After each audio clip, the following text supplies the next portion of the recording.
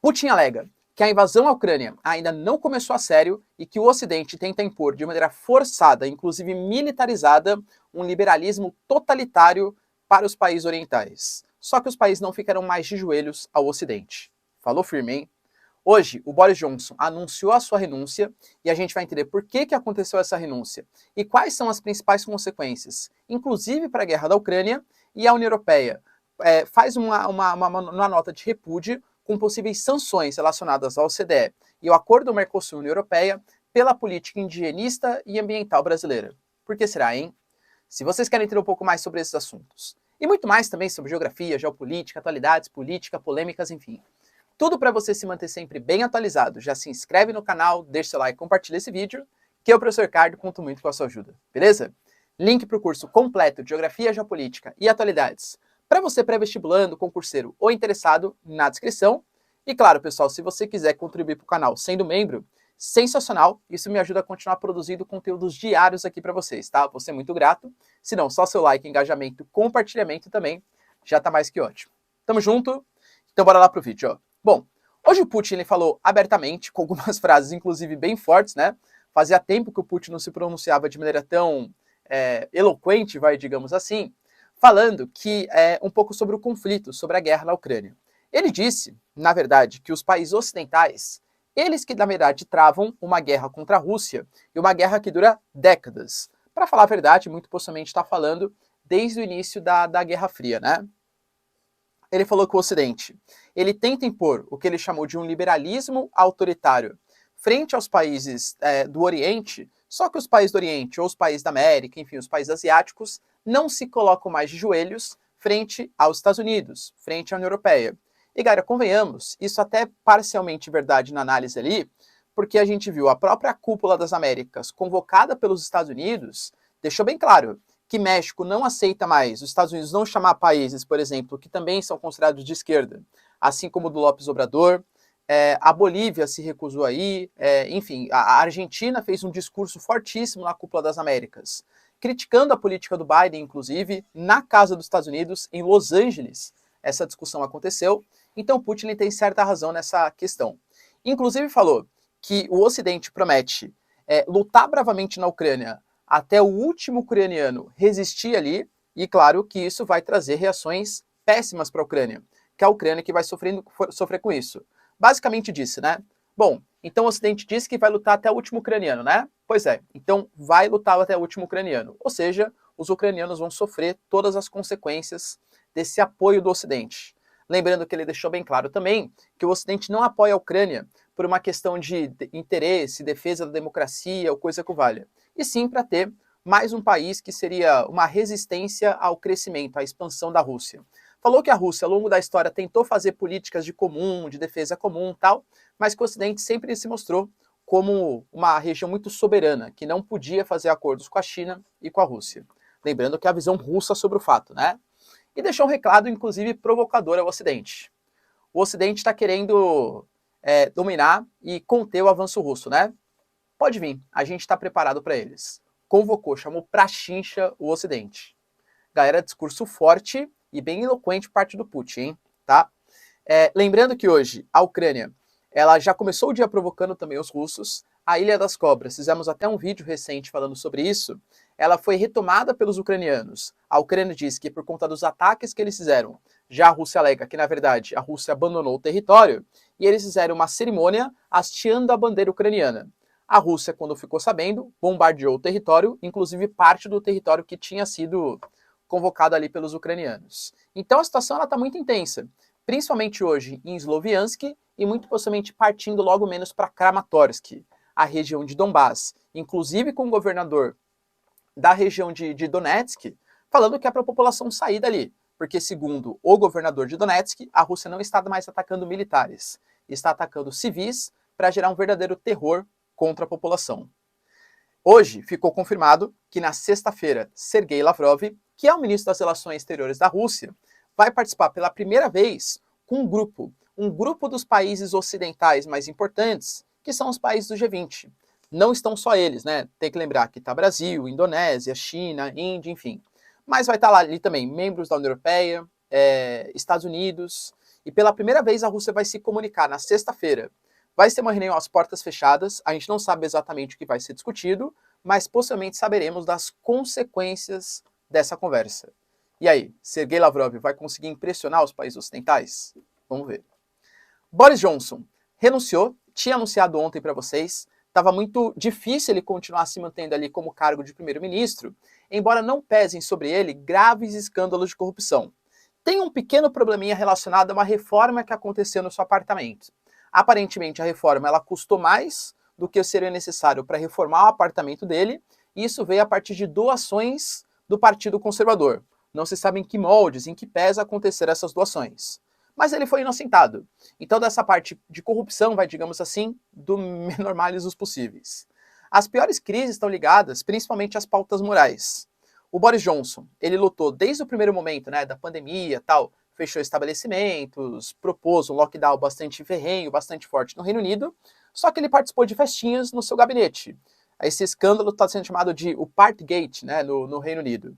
Ao mesmo tempo, ele nomeou um assessor super importante da parte econômica ali, o Pincher, né, que era um cara que já era acusado de alguns escândalos sexuais, de ter cometido assédio. E mesmo assim, ele nomeou essa pessoa, mesmo sabendo de todo o passado que ele tinha. Isso também pesou bastante contra o Boris Johnson. Pressionado pelo parlamento e pela população, ele acabou tendo a sua renúncia feita. Ele já tinha sofrido uma moção de desconfiança no passado recente, mas ele venceu essa moção de desconfiança. Agora, a pressão era tão grande que ele acabou por renunciar. Só que esteja bem claro, de novo, o principal mote que rege as coisas é a questão econômica. E o Reino Unido está muito pressionado na economia. Pô, cara, uma inflação de 9%, aqui no Brasil, é triste, mas a gente está acostumado a ter inflações altas, né? Inflação acima de 10%, pô, pega no período Dilma, chegou a 15%, 16%, também não é uma coisa tão incomum na história do Brasil. No Reino Unido, 9%, Estados Unidos, 8,5%, isso afeta muito a popularidade dos governos. Então, somou-se essa falta de coesão moral, digamos assim, do Boris Johnson a essa crise econômica. Instabilidade gerada, ele renunciou. Ele disse que vai continuar no cargo de primeiro-ministro até ter eleições internas ali. O Partido Conservador vai fazer eleições, o Partido Conservador hoje é maioria frente ao Partido Trabalhista, então vai conseguir nomear um novo primeiro-ministro, e ele provavelmente vai continuar até a eleição desse novo primeiro-ministro. Ah, professor, é certeza? Não, porque o parlamento britânico é meio confuso. Pode ser que o Partido Conservador apoie uma moção de desconfiança, em tese só pode acontecer outra daqui a um ano. Mas se o Partido Conservador, que é a maioria, e que é o partido do Boris Johnson, concordar, ele pode sofrer uma moção de desconfiança e nem conseguir fazer esse período de transição, até a eleição de um novo primeiro-ministro, tá? Mas fato é que ele vai sair, não sabe quando, se vai ser semana que vem, se vai ser até a eleição de um novo primeiro-ministro, mas ele anunciou a sua renúncia. Isso é bastante preocupante por quê? Porque ele foi o cara responsável por guiar o Brexit. E o Brexit, ele ainda está com alguns pontos sensíveis. Por exemplo, delimitação de áreas de pesca na fronteira. Qual parte é para a União Europeia? Qual parte é para o Reino Unido? Em relação, por exemplo, à Irlanda.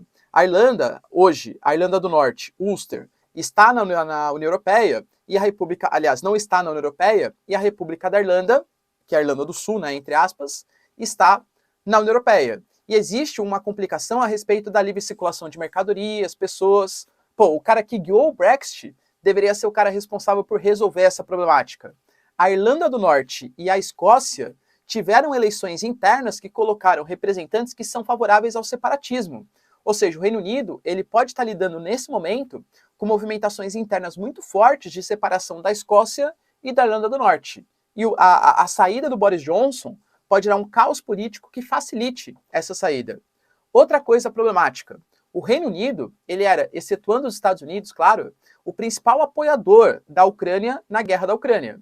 Agora, a saída do Boris Johnson pode complicar a situação para o Zelensky. O Zelensky, inclusive, publicamente, ele lamentou bastante a saída do Reino Unido, a saída do Boris Johnson, perdão, do cargo de primeiro-ministro. Porque, de novo, quem vai ser eleito? Vai ser o novo primeiro-ministro. Será que esse cara vai continuar aplicando sanções que vão resultar em maior inflação, por exemplo, ao Reino Unido? Aplicar sanções que vão dificultar a vida econômica? Até que ponto vai ter fôlego para a população britânica apoiar a Ucrânia em troca de aumento do desemprego, em troca de aumento da inflação? Será que o novo primeiro-ministro vai comprar essa briga, assim como o Boris Johnson comprava? É esperar para ver, tá? E para finalizar, hoje nós tivemos uma reunião, na verdade ontem, né, do Parlamento Europeu, que adotou uma nota de repúdio, tá? Uma resolução contra o Brasil. Isso está muito ligado ao Dom Phillips e ao Bruno Pereira, um indigenista, né, que acabou sumindo na Amazônia, enfim, há graves suspeitas que ele foi, inclusive já foram presos, tal, né, não posso falar no YouTube a palavrinha aqui, mas o cara foi violentado na Amazônia. O que a União Europeia concluiu? Que isso não foi um caso isolado, que isso, na verdade, é uma política de Estado brasileiro que atua contra populações indígenas e contra as políticas ambientais, de soberania, de respeito, de defesa da floresta amazônica.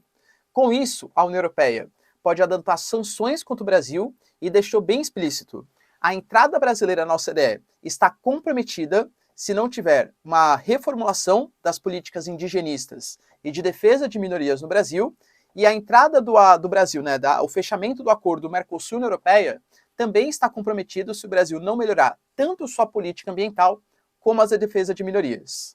Já falei aqui várias vezes com vocês, né?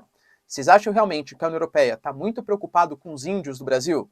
Eu particularmente desconfio que não, né? Você vê o Macron ali, não acho que ele tenha grandes preocupações sobre os índios, quilombolas, enfim, né? Não que tenha quilombola na Amazônia, não é isso que eu estou falando. Mas com as minorias brasileiras. Mas é fato que a geopolítica é a hipocrisia global.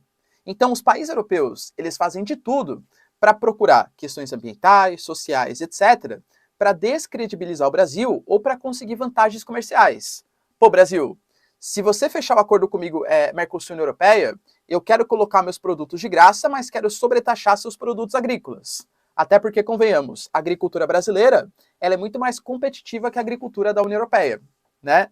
Então é óbvio que isso é um migué, isso é uma desculpa que a União Europeia procura. Mas o Brasil também compromete algumas questões, né? Há um aumento, sim, do desmatamento da Amazônia. Não é de hoje, o Brasil sempre, né, desmatou a Amazônia, mas os índices eles vêm aumentando nos últimos anos, isso é fato. No Cerrado, queimadas no Pantanal, e isso vai ser utilizado como uma desculpa perfeita para os países da União Europeia rechaçarem e cobrarem melhores condições para fechar esses acordos comerciais. Será que isso empurraria o Brasil um pouco mais para o lado BRICS da força? China e Rússia aparentemente não querem tantas garantias, entre aspas, ambientais e sociais. Deixa aí nos comentários, galera, quero saber sua opinião, se o Brasil deveria tentar manter esse acordo para o lado dos BRICS. Se vocês curtiram o vídeo, tamo junto, beijos, abraços e tchau, tchau.